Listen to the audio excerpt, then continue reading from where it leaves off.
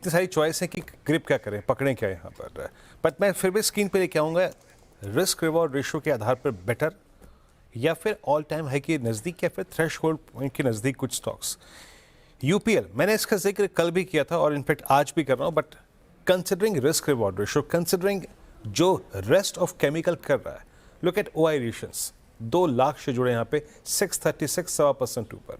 But वो जो SRF और इसकी तेज़ी के बीच में एक डिफरेंशियल परसिस्ट कर रहा है, बात है उसको चेस करने की, सारे एवरेजेस के ऊपर ट्रेड करता हुआ और एक short term sloping normal channel के हाइस को टेस्ट करता हुआ। वो पॉइंट है एग्जैक्टली 638, तो 638 not exactly in futures spot पर, थोड़ा सा उसको देखिएगा।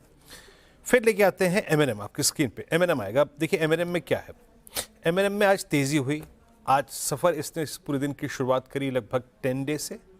10 डे को भी इसने कब काटा, आज पहली बार काटा 11 फरवरी के बाद, ओपनिंग हुई 10 डे पे, उसके बाद इंट्राडे में क्रॉस करा 20, फिर 200, 3 एवरेजेस एक ही सेशन में इसने काटे और आप बाइंग देखिए करीब 4 लाख से जुड़े हैं इसके ओपन इंटरेस्ट में।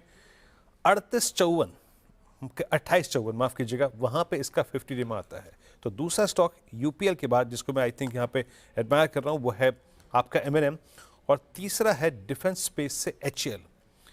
एचएएल में अभी भी 10-20 का पॉजिटिव क्रॉसओवर नहीं है, बट स्टिल थोड़ा सा मैं प्रीएम्प्ट कर रहा हूँ। प्रीएम्प्ट क्यों कर रहा हूँ, 17 दिसंबर से चली आ रही फॉलिंग चैनल वो बाइसेक्ट हुई, अच्छी शॉर्ट कवरिंग है। 2 स्टॉक्स मैंने वो कोट किए जहाँ पे ओआई जुड़ा, लेकिन यहाँ पे शॉर्ट कवरिंग मेरे लिए ट्रिगर है।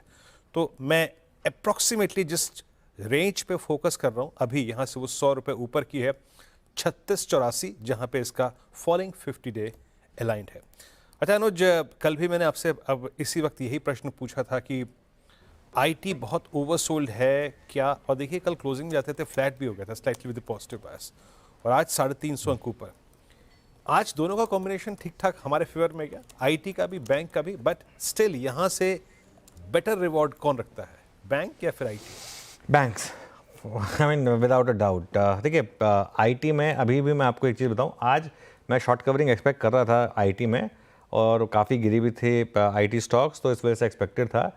लेकिन अभी भी ये खबरें आती रहेंगी कि बैंक कि यूएस में रिसेशन का फियर है, टैरिफ वॉर है, ये सब मूव्स आते रहेंगे। एक दिन से चेंज नहीं हो गया सब कुछ। आज का शॉर्ट कवरिंग का एक्सपेक्टेड था बैंक्स पे, लेकिन स्ट्रक्चरल तेज़ी है। बैंक्स की तेज़ी स्ट्रक्चरल है क्योंकि बैंक्स में वैल्यूएशन कंफर्ट है, प्लस बैंक्स में आप जो इस तरीके से एडवांस टैक्स नंबर्स हैं, बार बार उसका जिक्र कर रहा हूँ, कुछ साइन बन रहे हैं यहाँ पर कि शायद इस बार क्वार्टरली परफॉर्मेंस बैंकों की काफ़ी अच्छी रहेगी। तो अगर आप को व्यू लेना है यहाँ से थोड़ा सा पोजिशनल, बैंक निफ्टी। एक और चीज़, बैंक निफ्टी में एक आध दिन आएंगे जिसमें आप गिरेंगे, हो सकता है 500-600 पॉइंट किसी एक दिन गिर जाए बैंक निफ्टी में, लेकिन वो जो स्ट्रक्चरल तेज़ी है बैंक निफ्टी की शुरू हुई है, एटलीस्ट उसको वायलेट नहीं करेगा वो।